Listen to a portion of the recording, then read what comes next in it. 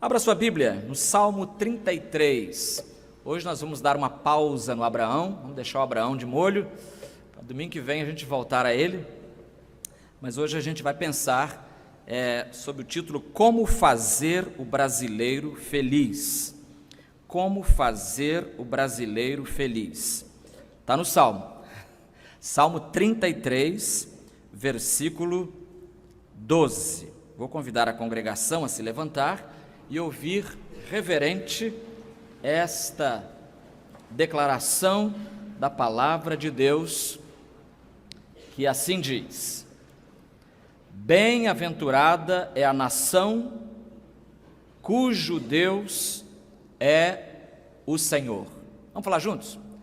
Bem-aventurada é a nação cujo Deus é o Senhor. Primeira parte do versículo 12 do capítulo 33 do livro dos Salmos. Como fazer o brasileiro feliz. Vamos curvar as cabeças e orar. Senhor amado, Deus de toda felicidade, nós te agradecemos as alegrias que experimentamos nesta manhã por estarmos na tua casa. Como é bom, Senhor, cultuar-te com toda a liberdade que colocaste diante de nós. Obrigado por esta terra livre e pedimos que ela assim continue por toda a sua história. Que jamais a pregação do Evangelho seja embaraçada nesta terra, mas pelo contrário, que o Evangelho de Cristo, que liberta bandidos, pecadores, como eu e como o irmão André, como todos nós, esta mensagem continue sendo anunciada ao coração de todo brasileiro. Ó Deus, fala-nos, pois, nesta manhã também, nós oramos em nome do Senhor Jesus. Amém. Queiram assentar-se.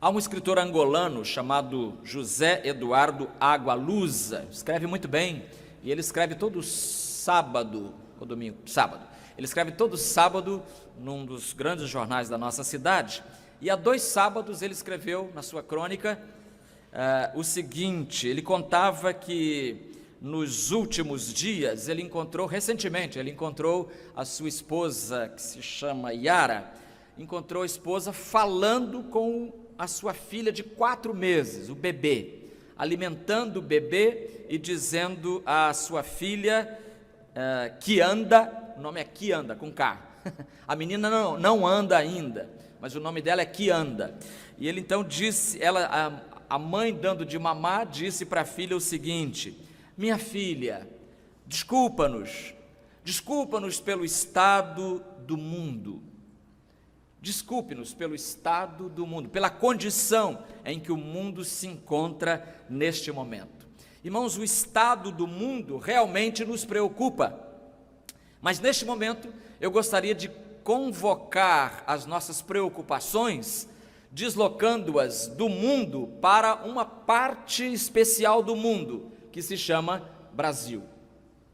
Neste momento eu queria que você pensasse na nossa nação e tentar correlacionar a nossa nação e os seus problemas com a palavra do Salmo 33, versículo 12, que diz: bem-aventurada é a nação cujo Deus é o Senhor. E a primeira coisa que eu preciso compartilhar com você nesta manhã sobre isso é que a palavra bem-aventurança quer dizer felicidade. Então, a infelicidade de uma nação, existe essa infelicidade quando Deus não é o Senhor dessa nação, porque o contrário de bem-aventurado é mal-aventurado, um infeliz, um sofredor. E realmente, irmãos, um povo sem Deus é um povo triste. Pode pular carnaval, pode se embebedar, pode fazer o que quiser fazer, pode aparecer bonitinho na mídia, mas continua sendo um povo infeliz, continua sendo um povo triste, um povo vazio, sem esperança, um povo sem autoestima, um povo sem futuro, sem respeito às leis, sem consideração pelo meio ambiente, sem valorização da família, sem incentivos à educação, sem investimento em saúde. Por isso que todo dia você vê reportagem de gente morrendo nas filas dos hospitais, porque é um povo sem Deus que não valoriza e não prioriza a vida sobre qualquer outro valor. Um país assim é um país sem jovens sonhadores, jovens cuja única esperança é o aeroporto internacional, é ir embora dessa terra e nunca mais voltar aqui, só voltar aqui para rever os parentes e depois que eles se forem, nunca mais voltar. É triste isso.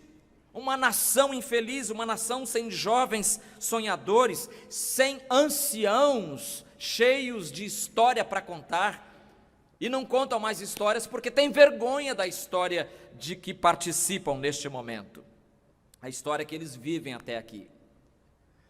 Eu creio que quem melhor pode traduzir esse sentimento foi um autor de literatura de cordel. Eu já li aqui, já lá vão alguns anos, alguns versos de Rodolfo Coelho Cavalcante.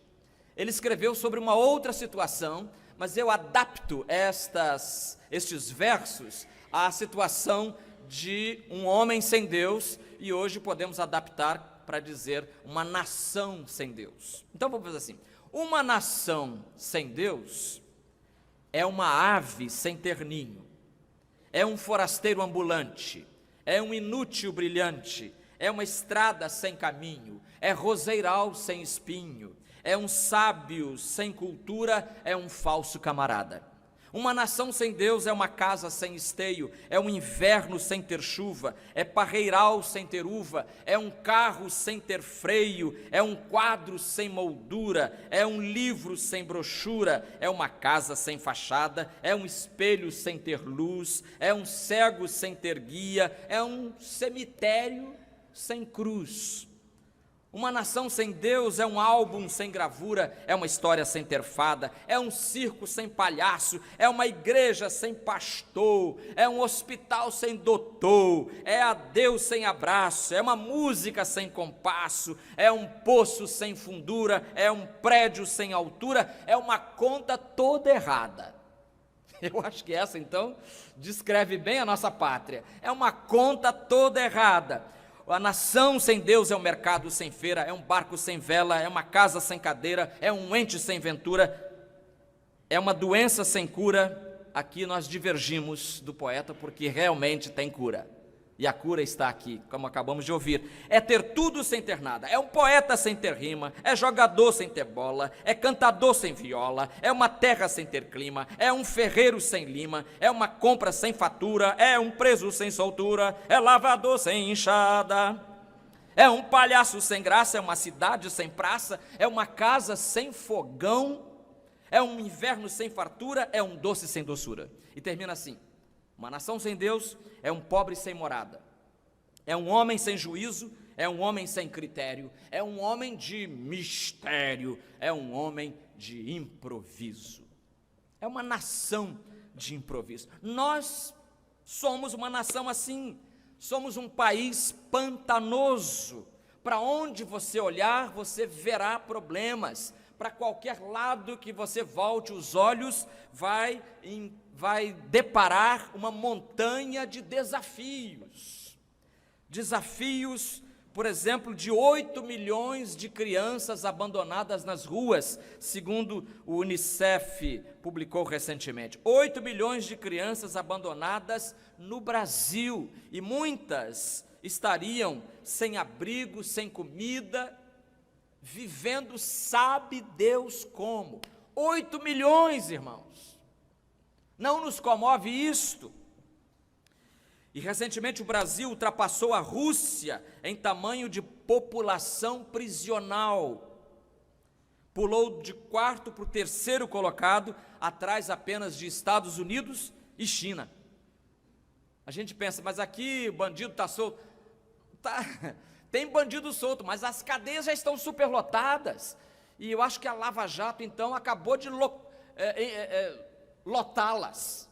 A Lava Jato acabou. Vamos ter que construir cadeia, porque vai faltar cadeia. Falta cadeia nesta terra, que coisa triste. Prostituição, alcoolismo.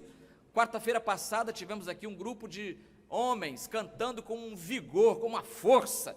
Parecia que o teto ia cair, com tanta força que eles cantavam. E sabe por que cantavam com tanta força? Eu sou livre, porque Jesus os livrou das algemas do crack. O próprio pastor que os lidera contou que ele era viciado em drogas no interior de São Paulo. O Evangelho de Jesus pode fazer isso. Então, é infeliz essa nação que não adotou o Senhor como seu Deus.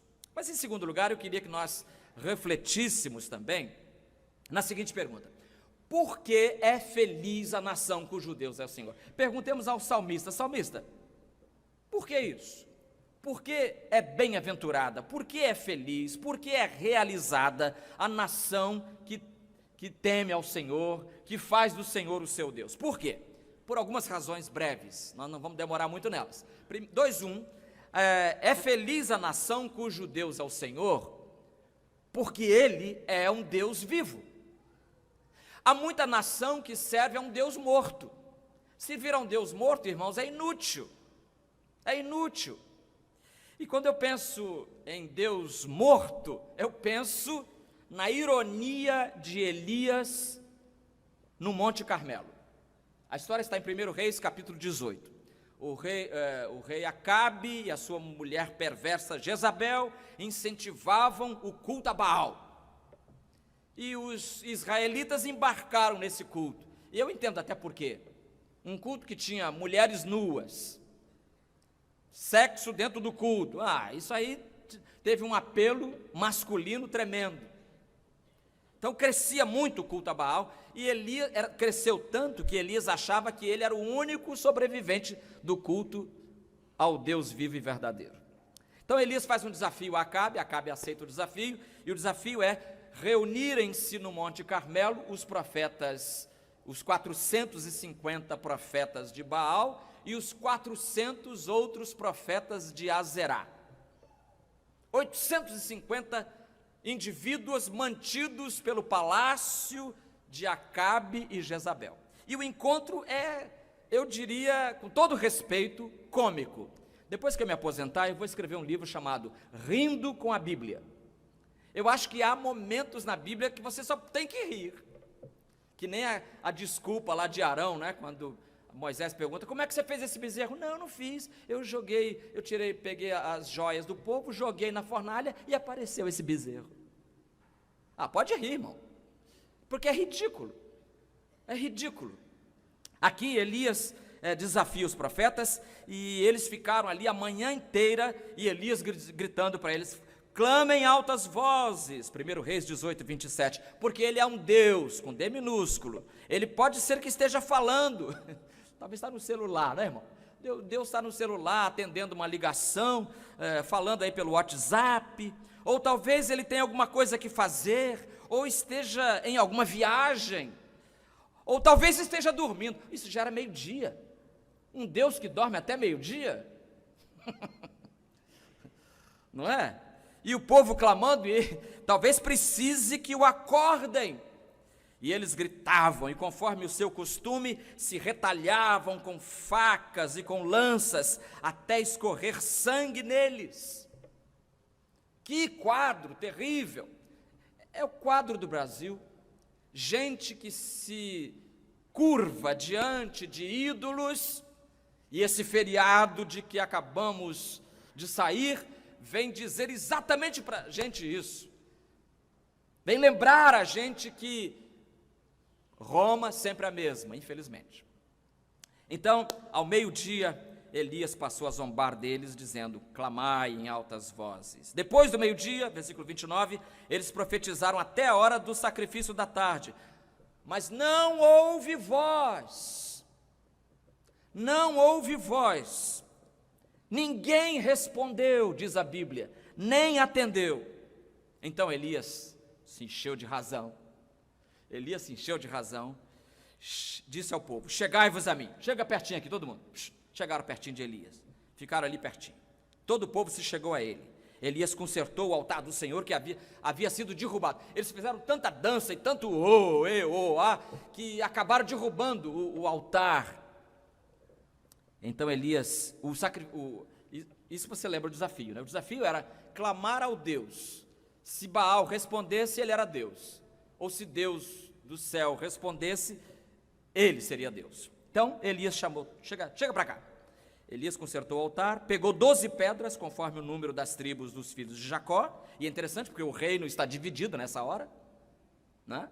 Não eram 12 tribos, eram 10 só que foram constituir o reino do norte. Pegou 12 pedras, conforme o número das tribos dos filhos de Jacó, ao qual viera a palavra do Senhor, dizendo: Israel será o teu nome. Com as pedras edificou o altar em nome do Senhor. Depois fez em redor do altar uma cova, onde se podia semear 2 medidas de semente. Armou a lenha, dividiu o novilho em pedaços, colocou sobre a lenha e disse: enchei de água 4 cântaros e derramai sobre o sacrifício e sobre a lenha.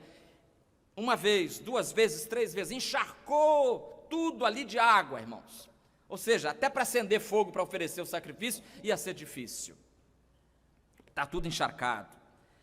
2ª vez, fizeram 2ª vez.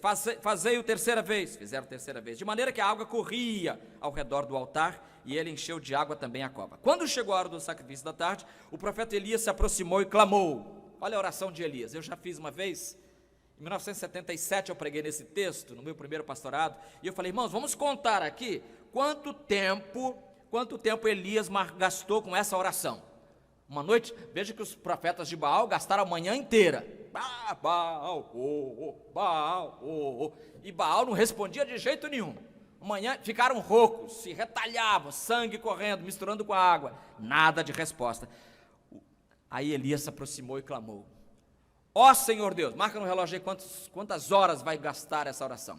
Ó Senhor Deus de Abraão está aí, de Isaque e de Jacó, seja manifestado hoje que tu és Deus em Israel, e que eu sou teu servo e que tenho feito todas essas coisas conforme a tua palavra. Responde-me, ó Senhor, responde-me para que este povo reconheça que tu, ó Senhor, és Deus e que fizeste voltar o seu coração para ti. Quanto tempo marcou aí, Basílio? Basílio gosta de matemática. 30 segundos. 30 segundos. Resposta de uma oração de 30 segundos. Versículo 38. Então caiu fogo do Senhor.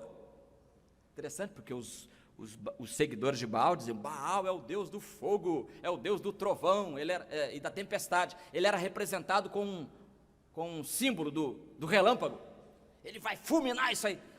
O Senhor respondeu com fogo, caiu fogo do Senhor e consumiu o sacrifício, a lenha, as pedras e a terra, e ainda secou a água que estava na cova. Eu sei que fogo apaga, a água apaga fogo, mas aqui foi o contrário.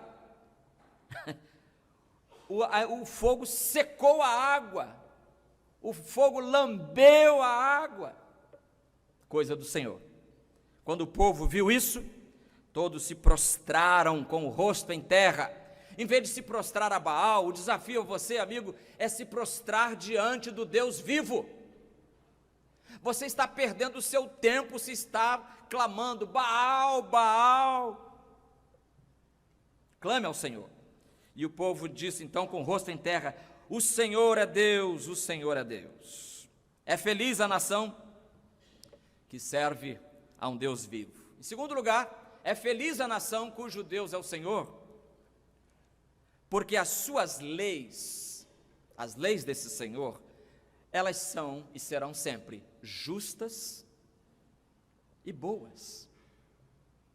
Justas e boas. Irmãos, nós temos no Pentateuco, na lei de Moisés, que os judeus chamam de Torá, nós temos ali, irmãos, fundamentos jurídicos para a formação de uma sociedade de alto nível. Procure conhecer as leis do Pentateuco, as leis dos 5 primeiros livros da Bíblia. ditadas por Deus a Moisés. Você tem provisão para proteger a propriedade, tudo com P, né?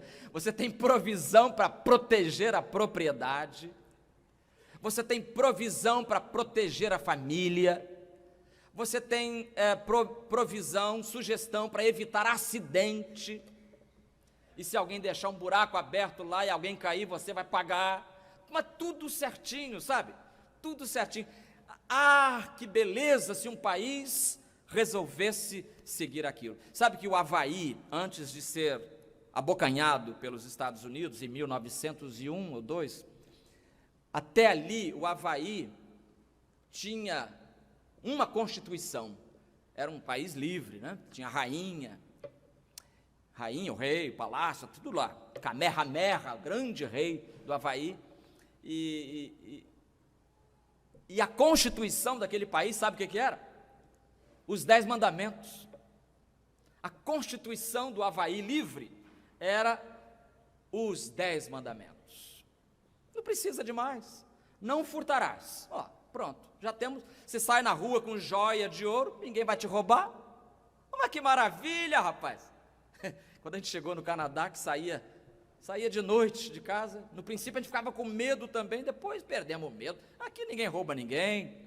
A propriedade privada é respeitada. Lei do Senhor, lei justa. Irmão, só tem vantagem servir ao Senhor. Tem vantagem o indivíduo, tem vantagem a família, tem vantagem a igreja, tem vantagem a nação. Bem-aventurada, feliz é a nação cujo Deus é o Senhor.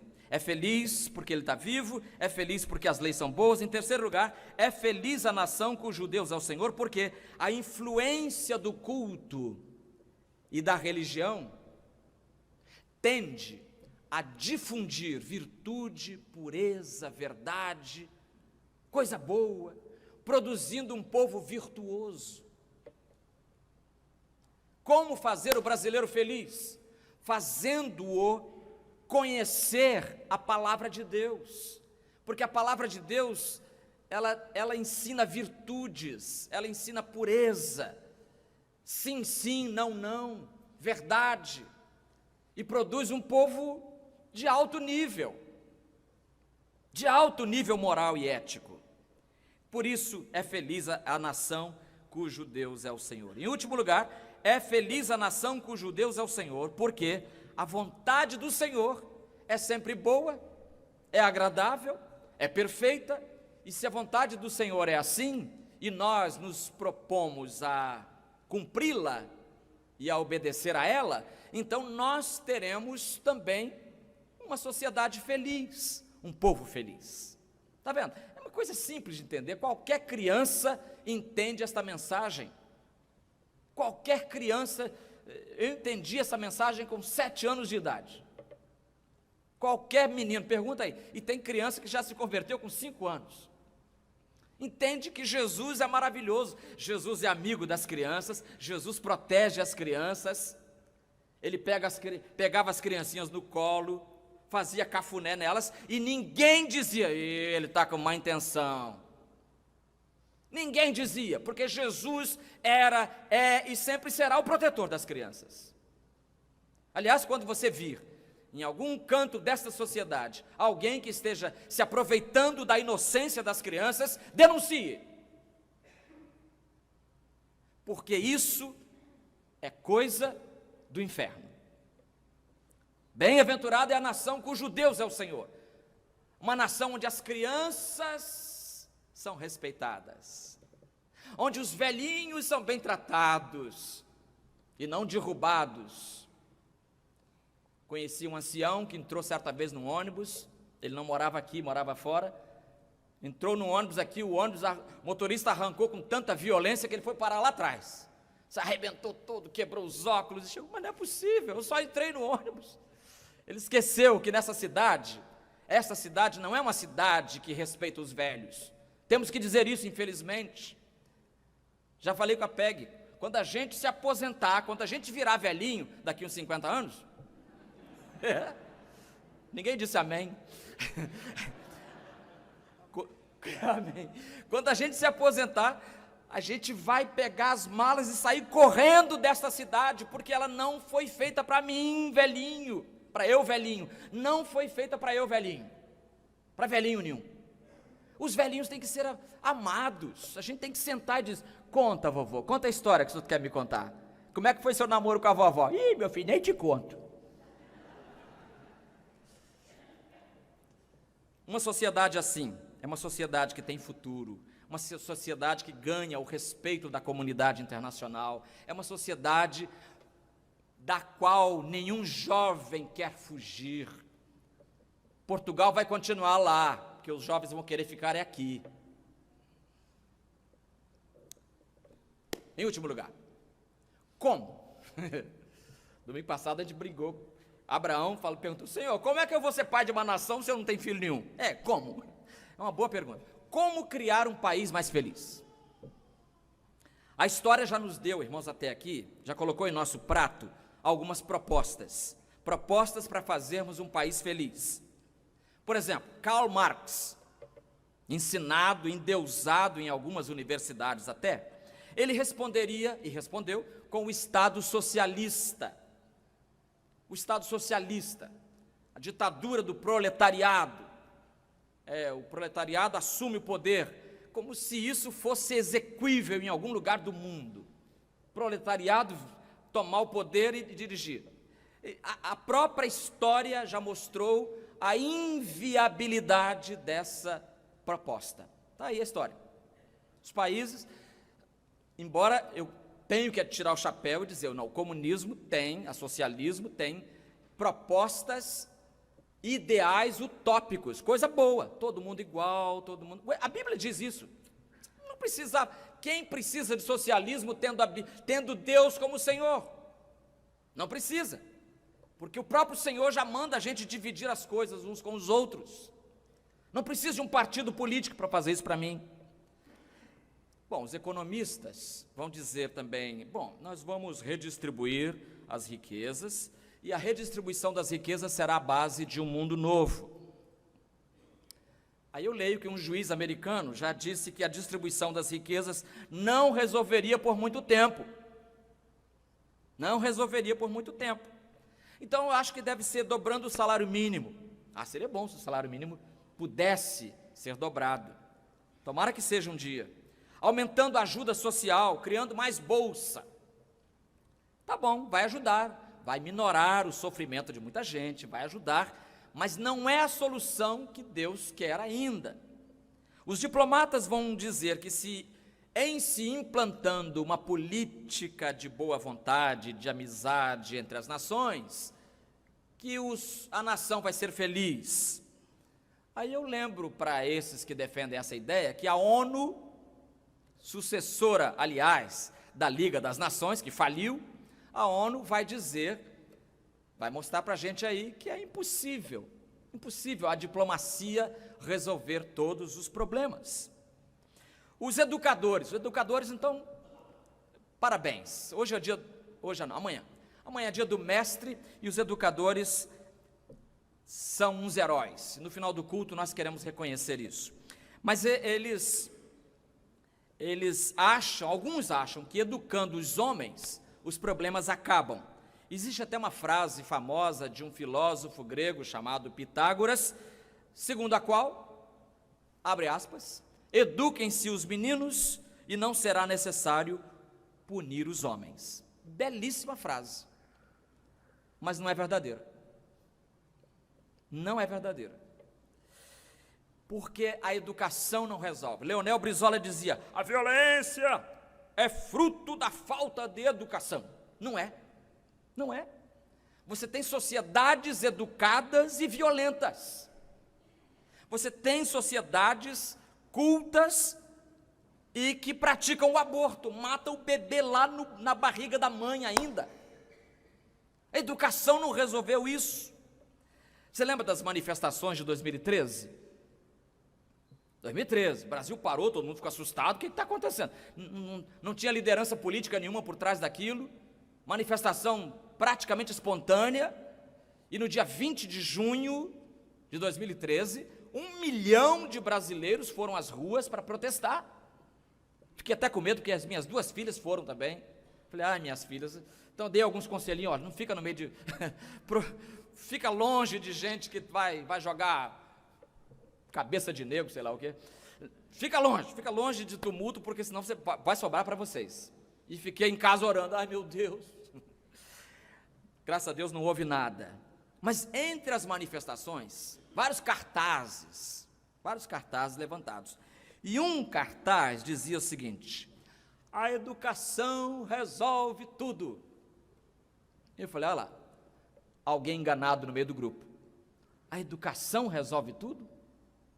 Claro que a gente é pela educação. Ninguém defendeu mais a educação entre os evangélicos do que os batistas.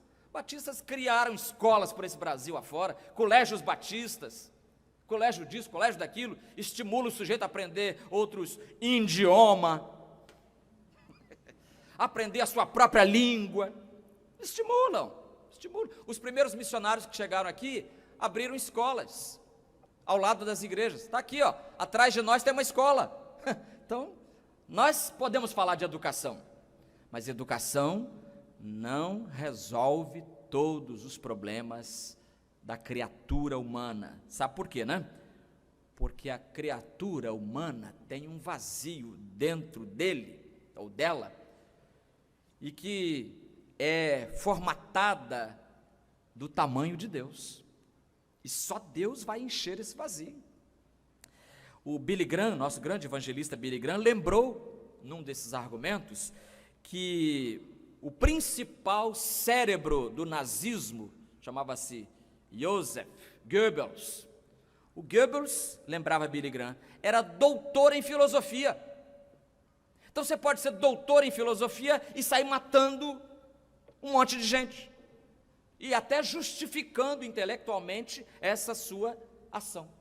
Justificando. Não, nós estamos fazendo isso porque é preciso fazer isso porque pontinho.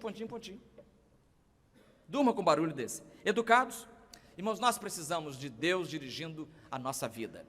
Não precisamos de praças com monumentos à Bíblia. Para com isso, político. Mais praça, mais Bíblia na praça.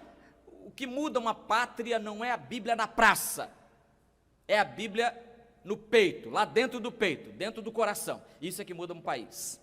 Não precisamos de crucifixos nas paredes das escolas, nas paredes do parlamento, nas paredes dos hospitais. Crucifixo não resolve nada. Precisamos difundir a verdadeira mensagem da cruz e a obra de quem nela morreu. Não precisamos de maioria evangélica no Congresso para termos um país abençoado. Outra mentira. Temos que constituir a maioria evangélica, aí o país vai ser declarado cristão. Eu temo por esse momento. Não é por aí. Não precisamos de ter maioria evangélica. Mas precisamos sim do testemunho vigoroso daqueles que para lá forem. E para isso é muita responsabilidade sua na hora de votar. Precisamos permitir que o Senhor, o seu reino, os seus ensinos, a sua palavra, a sua proposta, orientem os nossos pensamentos, as nossas palavras e os nossos passos. Igreja não defende candidato. Igreja não deve ter partido. Sabe qual é a verdadeira bandeira da igreja? Moisés vai responder. A verdadeira bandeira da igreja, Êxodo 17:15. Moisés edificou ali um altar, ao qual deu o nome Jeová Nissi. Falando assim, a gente não vai Nissi, já vai Rafar, não quer dizer nada, a gente não é criado com hebraico. Mas Nissi em hebraico quer dizer minha bandeira. Nis, bandeira, Nissi, minha bandeira. Então, o Senhor é a minha bandeira. Esta deve ser a bandeira da igreja. O Senhor, porque aí sim, se o Senhor for a nossa bandeira, se os valores do reino de Deus forem a nossa prioridade, então nós teremos uma nação feliz. Como fazer o brasileiro feliz? Será que ele precisa de reforma tributária? Será bom, né? Porque pagar muito imposto também cansa, viu, governo? Pagar muito imposto é enjoado. Pagar imposto e não ter nada de troca. Reforma fiscal, reforma da Previdência, dizem que é necessária. Reforma ministerial, de vez de 50 ministérios, vamos passar para 10, poxa. Reforma, alguns já falam em reforma constitucional. Uns dizem que é necessário, outros dizem que não, eu não sei. Jesus não fala de nenhuma dessas reformas. Jesus fala de reforma espiritual. O que é isso? É quando o coração do homem é trocado. Retira-se-lhe o coração de incrédulo e coloca-se no lugar um coração sensível à vontade de Deus. Termino com uma história. Tarceli não está aqui, vamos orar pelo Tarceli também, né? Tarceli está doentinho e ele sempre reclama quando eu não conto uma história.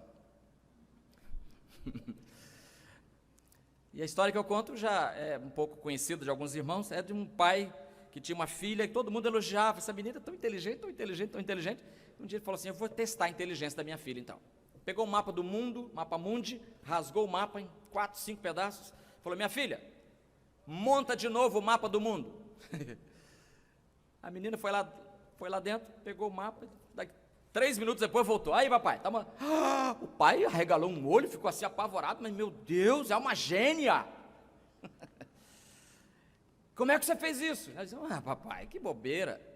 Atrás tinha a figura de um homem, eu só botei o braço no braço, a perna na perna, a cabeça por cima do pescoço, pronto, está montado. O óbvio, tinha um homem atrás. Nós não vamos construir um Brasil se não reformarmos o brasileiro. É você, é o senhor, é a senhora, é você, amigo ouvinte, que precisa dessa mudança. Jesus precisa trabalhar no seu coração e fazer de você uma nova criatura, porque aí as coisas velhas já passaram. Quem era bandido que nem André Brito, deixa de ser, e passa a ser uma nova criatura, e em vez de perturbar as pessoas, passa a orar pelas pessoas e ajudar as pessoas. Bem-aventurada é a nação, cujo Deus é o Senhor. Que Ele nos ajude a fazer o brasileiro feliz. Vamos orar. Sim, eterno Deus, nós te agradecemos o fato de que já tens provado, não só na história de Israel, mas de tantos outros povos, que aquela nação que te escolhe como Deus é bem-aventurada, é feliz. E, Senhor, nós estamos cansados de ver o povo brasileiro infeliz. Por isso, Senhor, nós pedimos que Tu nos ajudes a levar a eterna bem-aventurança da Tua presença ao coração do nosso povo. Ajuda, Senhor, a Junta de Missões Nacionais a ser um instrumento poderoso nesse ministério. Ajuda cada crente a entender o seu papel como testemunha de Jesus aonde quer que for. Ajuda-nos, Senhor, a colocar os Teus valores em primeiro lugar na nossa existência. É a nossa oração, em nome de Jesus. Amém.